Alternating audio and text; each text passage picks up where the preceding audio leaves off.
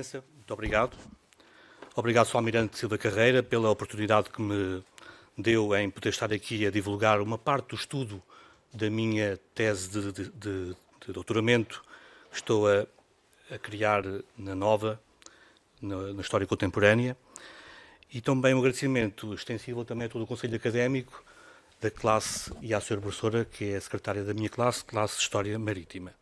Um cumprimento também muito especial a todos os académicos e aos senhores almirantes, antigos presidentes e distintos convidados, aos camaradas que estiverem aqui, amigos, muitos amigos que já vi, e um carinho especial à minha filha, que veio-me ouvir, não sei se farei bem ou não. Depois também quero agradecer ao Sr. Professor Nuno Gama Pinto, vice-presidente do Aerodefense Portugal, da instituição a que eu pertenço, pela representação que está neste momento a fazer pelo Sr. General Valença Pinto, que se encontra no estrangeiro. Este estudo académico muito se deve ao contributo de vários oficiais de Marinha. Deixo aqui publicamente o meu enorme obrigado aos senhores almirantes Nunes da Cruz. Tenho uma estima muito grande por si porque esteve a acompanhar o meu trabalho desde o princípio e também porque esteve na criação do SMA, do Serviço de Mecanográfico da Armada. Depois também ao Sr. Almirante Salinas Ribeiro, que fez parte da missão de acompanhamento da construção das fragatas Vasco da Gama e que também eu tive sob a sua alçada da DITIC. Depois ao Sr. Comodoro, não sei se está presente sim senhora, o SCI, dependente da informação, que recorri algumas vezes a ele, nomeadamente aqui aos serviços, para abordar nomeadamente o álbum de fotografias, que vou-vos passar aqui a mostrar algumas, que são extraordinárias e que estão lá presentes na nossa atual Direção de Infraestruturas Tecnológicas, da DITIC. Também quero agradecer ao comandante, que não está aqui presente, Temos de Oliveira, o primeiro comandante da Vasco da Gama. Também quero agradecer ao comandante Pinto de Almeida, que foi o último diretor do Serviço de Informática da Armada, porque também me deu algumas interpretações e formas de eu ver a criação do sistema de informática na Marinha. Ao engenheiro e comandante Fernando Manilha, que está aqui também presente. Muito agradeço, que também tive sobre a sua alçada há 20 e muitos anos atrás, 28, que depois mais saiu e que iniciou uma carreira diferente na EID, que também vou retratá-la aqui no meu trabalho, porque é a indústria da defesa e ele fez parte da direção do marketing da EID. Correto. Vamos hoje percorrer um capítulo fascinante da história da Marinha Portuguesa, um percurso marcado por desafios, inovação tecnológica e uma necessidade constante de modernização, a transição digital da Armada durante o século XX. Não se trata apenas de computadores ou sistemas informáticos, mas para compreender como a instituição histórica se adaptou ao mundo moderno, integrando novas tecnologias em terra e a bordo dos seus navios, e como isso influenciou a administração pública, o setor bancário, o ensino, a própria posição estratégica de Portugal no contexto internacional. Pois é importante também recordar que a Marinha Portuguesa, desde os finais do século XIX, já se destacava como uma força de projeção global, com missões de defesa e presença ultramarina. No entanto, tecnologicamente, e apesar do investimento em navios e formação pessoal, Portugal ficou atrás de outras marinhas europeias durante grande parte do século XX, sobretudo em sistemas de comunicação e processamento de informação.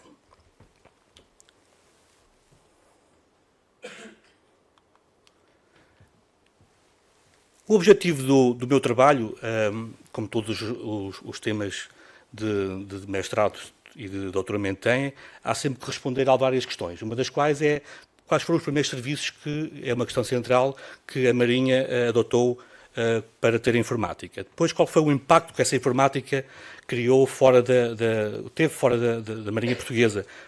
E a terceira pergunta é por que motivo a informática só chegou aos navios da Armada em 1991, um bocado tarde, visto que a informática iniciou-se na Marinha com as mainframes em 62, para 91 vai uma distância grande da passagem de terra para a bordo. Relativamente à estrutura e apresentação deste meu trabalho, eu dividi-o em duas partes, até porque, cronologicamente, como há uma distinção, uma distância grande entre a introdução e depois a passagem para bordo, vamos acompanhar a história do nascimento da informática na Marinha através do Serviço Mecanográfico, depois do Serviço Informático e mais tarde da DAMAG, mas já na última década do século XX, a introdução a bordo das fragatas da classe Vasco da Gama. Para isso, ainda vamos recorrer aqui um bocadinho a um slide anterior, que vamos ver os antecedentes das tecnologias que aconteceram na nossa Marinha durante todo o século XX. Em 1902 há o aparecimento da telegrafia sem fios, a TSF nasce nos navios, nasce no Dom Carlos I. Depois, depois da Primeira Guerra Mundial, uma extraordinária viagem de Lisboa a Rio de Janeiro é feita de avião por Cabo Coutinho e Sacadura Cabral. A chegada do primeiro submarino em 13 também é uma marca importante, porque marca o início de uma arma nova, que é o submarino, e da entrada da cidade nos navios e nos navios submersíveis. Depois, nos anos 50, já a introdução do radar e do sonar, já numa entrada da NATO após 49. Esta é a primeira mainframe, que é o computador, um IBM 360, com uma memória de 32 capas. Uma coisa absurda, 32 capas hoje em dia é uma coisa mínima. Isto era uma máquina enorme, como podem imaginar, era uma sala com estes equipamentos para ter 32 capas, bytes de memória. Assim sendo, eu vou só aqui antecipar aqui a minha leitura. Na década de 60 marca realmente o início do interesse da informática pela Marinha. Há dois documentos que comprovam esse interesse precoce da Armada em adotar a informática. São duas propostas apresentadas pelo Ministro da Marinha, pelo Comodoro A.N. Costa Madeira, então diretor do Serviço de Administração Naval, na sequência de uma visita ao stand da companhia IBM portuguesa, durante a Feira Internacional de Lisboa. Veja lá o que aqui isto era importante. A primeira proposta é de 25 de junho de 62, que salienta a necessidade de criar um centro de controle mecanográfico que modernizasse os serviços administrativos da Marinha, não apenas no processamento contabilístico, mas também no cálculo de vencimentos, pessoal militar e civil. O documento surgia ainda a contratação da empresa americana IBM como parceira tecnológica. Ou seja, esse documento dizia logo, é preciso irmos para a IBM porque ela é a que apresentava melhores condições e, neste caso, a melhor tecnologia para se instalar em Portugal.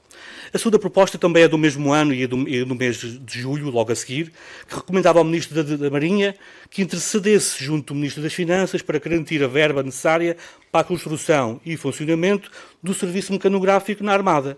Esta proposta servia igualmente para a nomeação de militares, oficiais, sargentos e praças, para frequentarem os cursos de mecanografia a realizar nas instalações da IBM. Na altura, a IBM é que era a escola e não havia outra escola. Deste modo, a Marinha deu os primeiros passos formais na área da informática, preparando-se para acompanhar a modernização tecnológica que, à época, começava a transformar a administração pública e as grandes empresas privadas. Como podem ver, já vos mostrei o computador que, na altura, foi adquirido.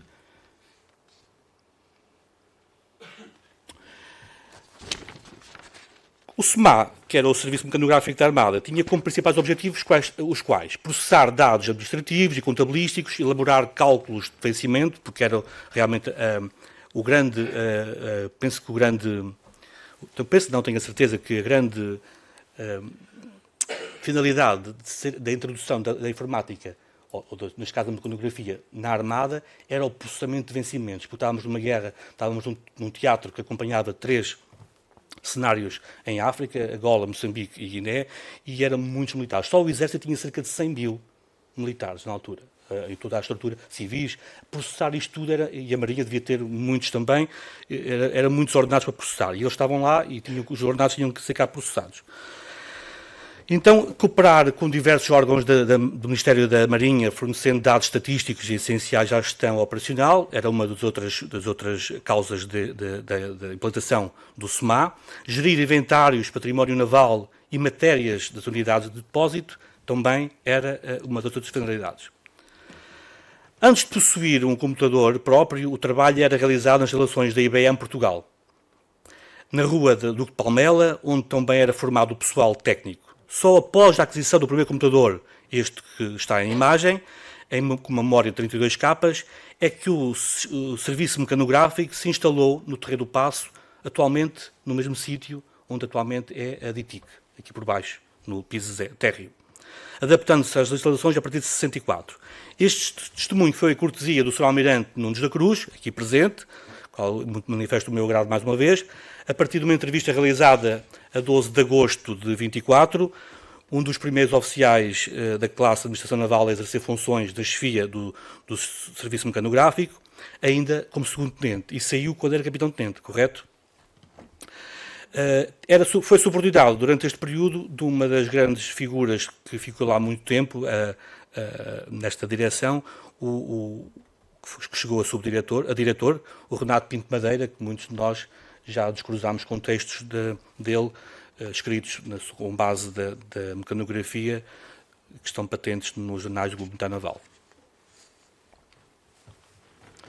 Este é o tal IBM 360 que eu vos falei, um bocadinho enorme comparativamente com os sistemas hoje em dia. Depois, isto tudo é muito bonito, mas a mecanografia tornou-se primeiras páginas e terceiras páginas dos jornais da época. A Marinha estava em quase todos os jornais e até as inaugurações eram proposta de capa. Não falo só num jornal, mas falo em vários jornais. Aqui podemos ver a Capital, que faz referência que o ordenador é um computador eletrónico, aqui diz, do Ministério da Marinha, foi inaugurado pelo Sr. Dr. Almirante, que veio propositadamente às instalações fazer a inauguração. Isto estamos a falar em 16 de julho de 66. 66, correto. Outro jornal que também faz uma alusão a este Centro de Tratamento Automático, e já com outro título, é o Diário Popular. Na sua página 15 faz estas referências. Aqui vê-se o comandante, diretor, contente, está aqui ao lado do Sr. a dar uma explicação como é que seriam os serviços junto das mecanógrafas. Este é do Diário de Notícias. Outro jornal que faz parte do Diário de Notícias, que diz que o Ministro da Marinha recentemente veio aqui aos serviços mecanográficos.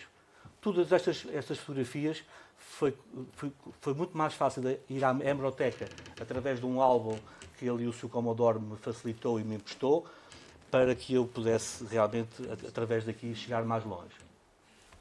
Aqui outra das patentes é outro Diário de Notícias com mais uma notícia, neste caso, visita do Ministério, aí já não era já tínhamos substituído o Ministro, já foi o Almirante Pereira Crespo, que já visitou estas instalações mais tarde, já foi em 69. Depois temos mais uma notícia, neste caso é do século, também faz referência ao instalador à instalação de um computador eletrónico no Ministério da Marinha. O jornal, o 1º de janeiro, também faz essa referência, não o trouxe, mas eu tenho lá, só que já não quis pôr o slide porque era um excesso de slides, também fazem referência. Portanto, temos aqui agora um vídeo. O vídeo não tem som, foi uma cortesia da RTP, que foi a propósito desta inauguração do computador. Não tem som. Não se consigo arranjar com o som, mas acho que passa bem a imagem de como é que teria sido. São 2 minutos de filme. Vamos só reparar como é que os procedimentos são normais. Há as alocuções dos chefes e dos chefes de serviço e dos superintendentes, do Ministro da Marinha. Muitos de vocês certamente são caras vossas conhecidas. Depois há uma visita às instalações que também está aqui mostrada no vídeo.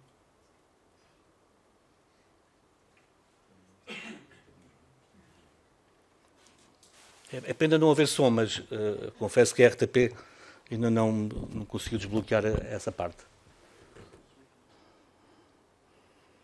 A assinatura do livro, como teve presente, não é? E então as tais mecanógrafas que trabalhavam com as fitas e com os cartões perfurados eram introduzidos e depois aquilo fazia uma leitura.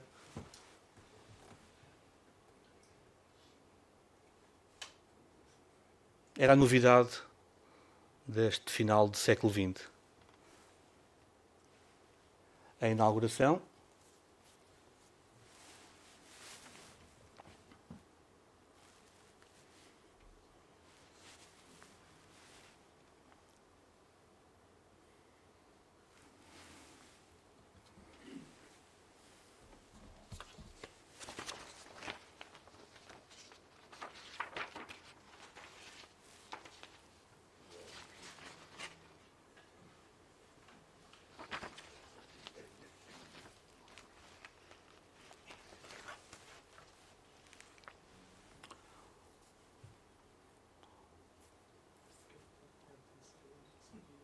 As fitas de gravação, que era um...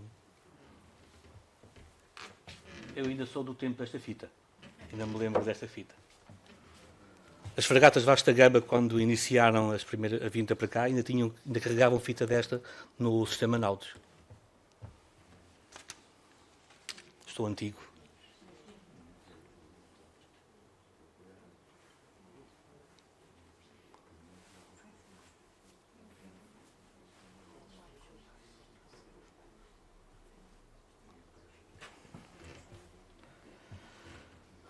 Pronto, chegámos ao fim. Depois, lembrar que entre 79 e 1993, o SEMA passou a designar-se Serviço de Informática da Armada, era o CIA, que se mantinha nas mesmas instalações que estava o SEMA e que depois, pela lei orgânica, a partir de 93, passou a designar-se DAMAG, que é a Direção de Análise e Métodos de Apoio à Gestão, cujo primeiro diretor foi o Sr. Almirante, aqui presente, Luís Roque Martins, que foi vice-presidente desta casa durante aqui algum tempo, 2 mandatos que eu cá estive, e saúdo também. Relativamente a todos estes trabalhos têm uma análise comparativa, nomeadamente com os outros ramos das Forças Armadas e também como é que era a vida civil ou a banca. E na minha análise, que eu tentei até agora, porque ainda vou certamente adquirir mais alguma informação, mas daquela que eu vos posso trazer atualmente é que o Exército foi pioneiro, realmente foi. Em 59 adquiriu realmente a primeira máquina, um computador IBM, aliás, foi criado em 59, mas só em 64 é que o primeiro computador IBM 1400 é que é essencial para processar os procedimentos militares destacados nesses teatros de guerra e que entrou ao serviço em 67, um outro que, já como o da Marinha também, que era um 360/20, já com vários gigabytes, portanto passámos de capas para gigas. Foi uma evolução histórica nessa altura já. A Força Aérea, esta tornou-se, não adotou a mesma sigla, Serviço Mecanográfico, mas era Serviço Mecanográfico e Estatística da Força Aérea, apoiada por um computador de uma marca menos importante, que era o Bull. O Bull era uma das marcas, talvez agora poderíamos chamar uma marca branca, não seria uma IBM, nem uma das marcas mais caras, mas foi um computador mais poupadinho. Este serviço centrava-se, enquanto o Exército ficava na Graça, o Quartel da Graça, o serviço da Força Aérea era em Alverca. Na administração pública, organismos como o INE, a antiga Direção-Geral de Estatística, o LENEC, o Laboratório Nacional de Engenharia Civil, começaram logo a utilizar de algum tempo computadores. Inicialmente eram analógicos, posteriormente sistemas e depois adotaram também o sistema 360, um computador mais avançado, /44, permitia modernizar os processos de gestão de dados. O setor bancário é muito curioso porque ainda hoje recebemos o ordenado por Totti Açores, porque foi o Totti Açores, segundo a nossa conversa com o Sr. Almirante Nunes da Cruz, que cheguei a perceber porque é que temos um Totti Açores instalado na base da Val de Lisboa.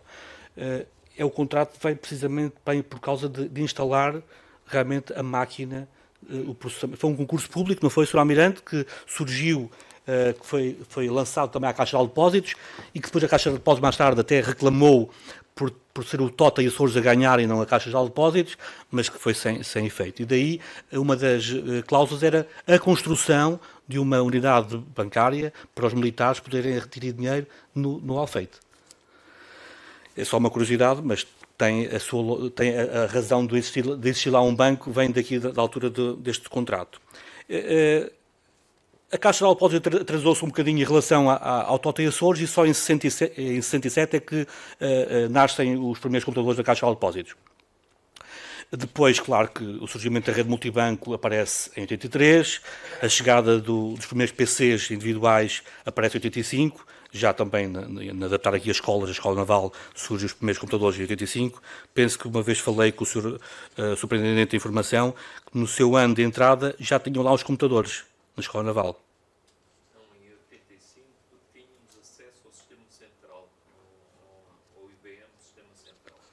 Então foi só a seguir ainda. O ano a seguir. Muito obrigado. A nível do ensino, em 74, até 74, as universidades portuguesas não tinham informática. É um panorama que se calhar até se estende a nível internacional, não era só Portugal, mas Portugal também se calhar derivado ao atraso e da guerra colonial que estávamos na altura a vivê-la, a evolução a nível das escolas não existia. Os primeiros cursos foram criados já nos anos 80 e foi a Universidade Nova de Lisboa que criou a primeira licenciatura em informática. E o que era a primeira licenciatura em informática? Não era propriamente uma licenciatura em que, de base de raiz, eram os que estavam em engenharia, tinham os primeiros 2 anos, seriam iguais para todos e depois podiam optar por tirarem mais umas cadeiras e ficavam os tais chamados primeiros engenheiros informáticos. Isto também tem esta particularidade e há de ser dita, claro. A chegada da internet já é na década de 90, é precisamente no ano que eu vim para a Marinha, e a partir daí nada mais parou. A web tomou conta de tudo o que é sistemas e ainda bem que foi assim, porque há uma evolução bastante grande. Comparativamente com o computador do Exército, este era o IBM 400, o primeiro computador um bocadinho mais rudimentar e dá-me a sensação menos tecnológico. Não tem tanta visibilidade tecnológica. Aqui é o Bull, o tal Bull que eu vos falei, que era um computador já um bocadinho, talvez uma marca branca, que não era um computador propriamente de alta cilindrada na gíria de informática. Não era um IBM, mas era um computador que servia certamente os interesses da Força Aérea. Este álbum de fotografias é a coisa mais engraçada que eu descobri, aqui que está visível lá embaixo na Direção de Infraestruturas, que é o álbum do Serviço Mecanográfico da Armada, em que tem realmente aquela placa que vocês viram ali, que foi a inauguração pelo Sr. Ministro da Marinha. O primeiro diretor do serviço, o Feliciano Rosa, também eram quase todos da Administração Naval, os primeiros membros e oficiais que serviram nestes serviços. Aqui, trouxe isto porque eu acho que tem a sua beleza, que foi, isto é um cartão perfurado, não é? Em que tem aqui a assinatura de todos os que foram os primeiros pessoas que serviram o serviço mecanográfico. Penso, do meu ponto de vista, que tem um bocadinho de história e que não deixa de ter aqui a sua referência bem salientada. Aqui temos aquelas primeiras máquinas que vocês também viram nas imagens, que seria uma máquina auxiliar de preparação dos trabalhos do computador, e depois aqui as respectivas senhoras mecanógrafas, a Dona Maria Amélia Naré e a Dona Maria Margarida Coelho, que certamente o Sr. Almirante conheceu. Aqui, nesta fotografia, é uma fotografia de grupo, provavelmente foram almoçar fora, não é? Aqui vê-se, provavelmente, se olharem para trás, está igualzinho, o Sr. Almirante, na altura, segundo tenente, Nunes da Cruz. Depois temos aqui o Renato Pinto Madeira, não era? Primeiro tenente.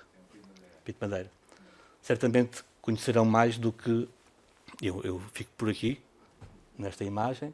Depois temos o nascimento da AMAG, mais tarde, que é quando se funde e realmente toma outra dimensão a informática. Temos o Almirante Roque Martins aqui ao centro e depois temos aqui o Sr. Comandante Pinto de Almeida. Pinto de Almeida, não é? Só bem.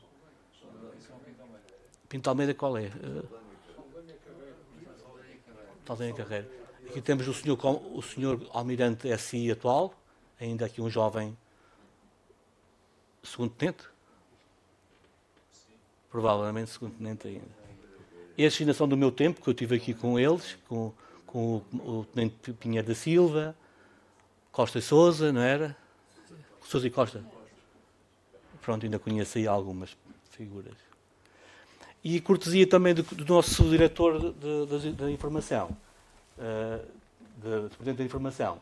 Este é um painel que recentemente está no gabinete dele, em que tem toda a evolução, que eu também acho que posso dizer que ajudei aqui um bocadinho, não foi? Acho que ajudei aqui um bocadinho na construção disto, pelo menos aqui nas datas e nos nomes e os períodos, em que tem todo o historial da informática em terra, claro, em terra, que vai desde 63, que é o serviço mecanográfico, depois o serviço em 79 passa a ser denominado Serviço de Informática, depois em 93 a designação da AMAG, em 2001 já com o Sr. Almirante Salinas também e entramos aqui na era da DITIC, depois em 2010 nasce aqui as STIs, que passa a ser uma superintendência que depois vai adaptando o seu nome até chegar atualmente à SI, nas quais está aqui o Sr. Comodoro Dias Correia em representação e muito lhe agradeço esta imagem. Entramos então numa chamada necessidade de modernizar a frota e ela surge em 1976, quando a Marinha reconhece que as fragatas ao seu dispor já não se correspondiam às exigências mínimas da Aliança Atlântica, particularmente em matéria tecnológica e de armamento. Iniciaram-se, aliás, então, os esforços para a aquisição de novas fragatas antissubmarinas, processo que se prolongaria até à chegada, em 91, das 3 fragatas da classe Vasco da Gama, as chamadas MEC 200 PN. Estas unidades representam um salto tecnológico, como não é nada de estranhar, da Marinha do século XX.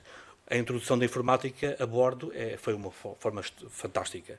Eu tive o privilégio de ir buscar a Corte Real a terceira e tenho essa experiência que senti a bordo. Eu vinha de uma situação em que a informática não estava nos navios e de repente entro num navio que tenha subestações com os motores e a associação de geradores e a distribuição da corrente elétrica e até, se calhar, até todo o sistema que se pode pautar como o sistema de centro de operações, TIC, e a própria ponta, tudo já por carta eletrónica, é fantástico, é uma mudança extraordinária. A escolha destes novos modelos revelou-se complexa. No dia 2 de maio de 85, o Conselho de Ministros aprovou a adjudicação ao consórcio alemão a construção das MECO, então na República Federal Alemanha. Para a construção dos 3 fragatas, a Marinha assumiu a responsabilidade da gestão técnica deste projeto. E aqui eu chamo a particular agradecimento ao Sr. Almirante, na altura seria fragata, não era? Salinas Ribeiro, que acompanhou a construção delas nos taleiros da Bloemen Voss, tanto em Hamburgo como depois em Kiel. Este programa de construção naval, tecnologicamente avançado para a época, integrava vários sistemas informáticos de comando e gestão. Entre eles destaca-se o Sistema Integrado de Controlo de Comunicações, que é este primeiro, é o SIC, Sistema Integrado para as Comunicações, que a empresa é a antiga Central, é a ED, a antiga Central, das quais o Sr. Engenheiro Mandilha esteve a trabalhar lá nesta ED, até à apresentação, há pouco tempo.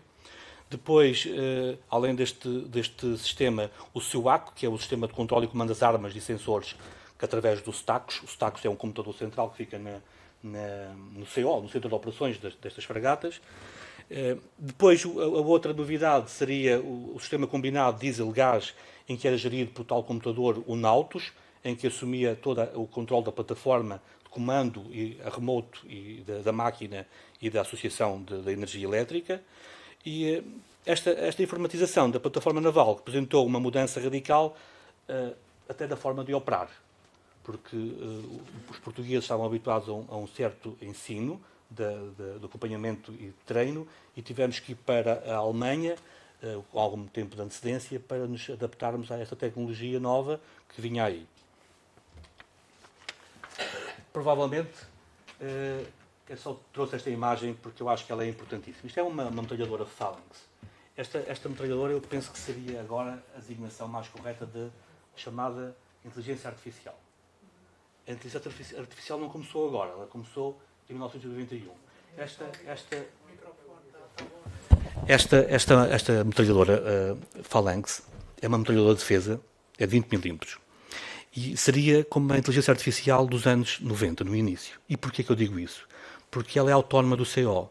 Ela dão-se as coordenadas para aquela cápsula branca, que é um radar que ela tem, e ela vai dizer quem é que são os amigos, e ela vai gerir toda a informação e vai deixar de disparar naquela área e vai só seguir os alvos que vêm contra o navio e abandona. Ela pensa automaticamente. Quem pode ajudar ali o Varela, não foi técnico desta parte, mas teve também desses navios, ele, no fim, podes dar uma dica. Mas seria o início realmente do que é chamado, o que hoje em dia chamamos de inteligência artificial, que é que colocamos lá uma informação e ela depois vai gerir da melhor maneira. Para o bem, claro. Também para o mal. Também pode acontecer. O outro sistema, que é o Nautos, é um sistema que está aqui visível num exercício de combate, provavelmente de guerra, em que é um sistema com 4 consolas. Elas podem roubar os comandos à ponte e fazem a propulsão diretamente de uma zona que fica abaixo da linha d'água e a ré, completamente distante da ponte do navio. Ou seja, os olhos podem estar na ponte ou no CO e o comando pode ficar aqui num espaço de máquinas longe das máquinas, aliás, e qualquer uma das consolas pode-se comutar e tem essa capacidade de não ser só exclusiva para aquela matéria. A primeira consola é da parte de gestão da eletricidade, a segunda é da propulsão, a terceira consola que está aqui, não se consegue ver, mas é onde está o oficial que coordena todo o sistema, que é o comando, e a última deste lado é a parte do damage control, é onde está todo o sistema de verificação da área de perigo, de limitação de avarias. Há particularidades deste processo de aquisição das fragatas, uma das quais foi os projetos refletiu também desafios políticos e económicos. O processo de aquisição das fragatas vasta gama foi profundamente marcado pelas condicionantes políticas e económicas dos décadas de 80. Portugal vivia num período de instabilidade governativa e de dificuldades financeiras, sujeito à intervenção do Fundo Monetário Internacional, do FMI. Esta conjuntura obrigava a escolhas estratégicas, rigorosas, onde a modernização das fragatas das Forças Armadas, em particular da Marinha, se tornava uma prioridade incontornável. Segundo uma entrevista que fiz ao Dr. Figueiredo Lopes, realizada em junho precisamente deste mesmo ano, a situação crítica da frota naval exigia uma resposta imediata. As fragatas e corvetas estavam obsoletas, comprometiam não apenas a eficácia operacional, mas também o prestígio e a credibilidade internacional perante os outros países que pertenciam à NATO. Assim, a aquisição das novas fragatas emergiu como um objetivo estratégico essencial à soberania marítima e ao cumprimento das obrigações internacionais no quadro da Aliança Atlântica. Diversos países apresentaram propostas, mas a Alemanha destacou-se pela condições técnicas e financeiras oferecidas. O consórcio alemão assumiu como parceiro viável ao propor 80% do custo total, deixando 20% para Portugal. Visto que Portugal também estávamos confinados ao FMI e não podíamos gastar além daquela verba dos 20%. E a Alemanha... O projeto enfrentou também resistências internas, por exemplo, o Ministro das Finanças, o Dr. Hernani Lopes, preocupado com os constrangimentos impostos pelo FMI, não queria deixar que este processo avançado.